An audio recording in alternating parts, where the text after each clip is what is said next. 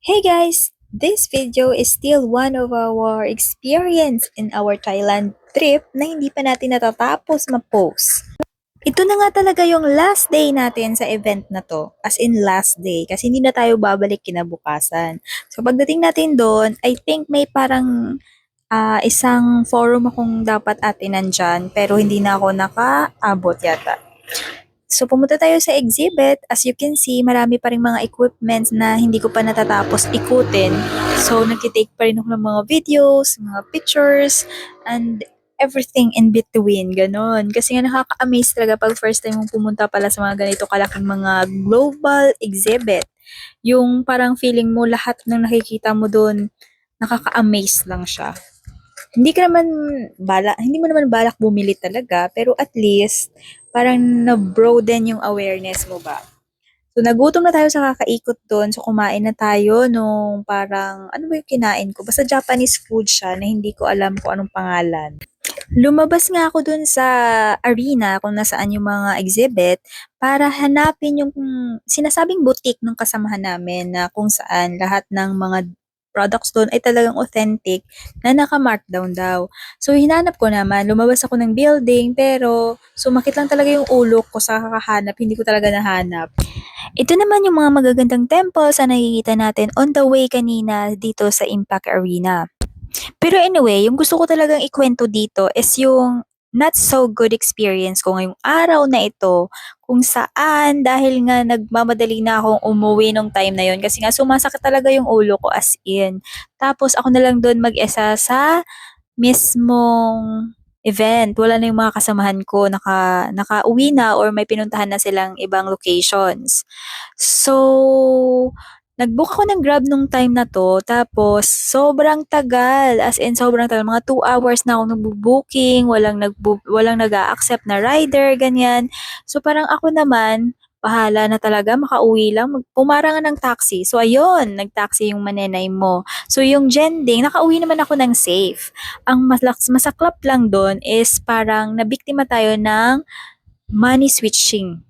Kasi, yung binayad ko, alam ko talaga na yun yung binayad ko. Tapos, yung binalik ng driver na parang nagko-complain na parang kulang something, ganyan, iba na. So, ako naman, shit, paano nangyari ganon? So, dahil wala na akong magagawa nga, dahil ngayon yung pinakita niya, sige na lang, ayan. So, to make the story short, parang sort of scam yon.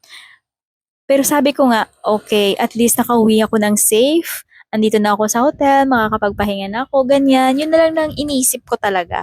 Pero sa totoo lang, yung sakit ng ulo ko nawala talaga nung time na yun. Parang napalitan talaga ng sobrang high blood. Ganon. Yung parang feeling ko lahat ng dugo ko na sa mukha ko na. Ganon yung feeling nung time na yun. Kasi sobrang, oh my God, bakit ganon? Paano nawala? Pero parang hindi mo masabi kasi nga, nandun ka sa sitwasyon na sige ka, reklamo ka dyan, wala ka nang magagawa. Nasa bansang banyaga ka kaya, foreigner ka dito, ganon. So for me, parang, sige na nga, at least buhay ako, ganon. At least nakauwi ako ng safe.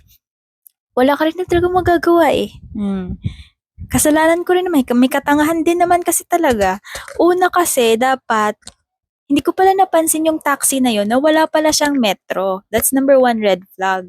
Kasi nga, sa sobrang sakit ng ulo ko, wala na akong pakialam. Parang ganoon yung datingan niya eh. Number two, yung driver, akala ko naman okay kasi marunong siya mag-English actually. So parang para sa akin, baka professional naman siguro to, ganon. So yun pala, professional scammer nako ewan. Anyway, yun na nga. So, pag-uwi namin sa hotel, kinagabihan, yung kasamahan namin, siyempre, kinuwento ko na ganyan yung nangyari nga. Tapos, sabi niya, ano ka ba naman? Ang lakit pa naman. Ano nangyari? Ganyan, ganyan.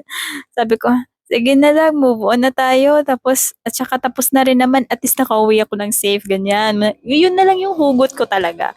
So, nagyaya siya nung mga time na yon na, sige na, labas na lang tayo para mawala yung ano mo, yung sama ng loob mo, ganyan. So, ayun, umalis kami. Pumunta kami dito sa kung saan sa mga ano na to.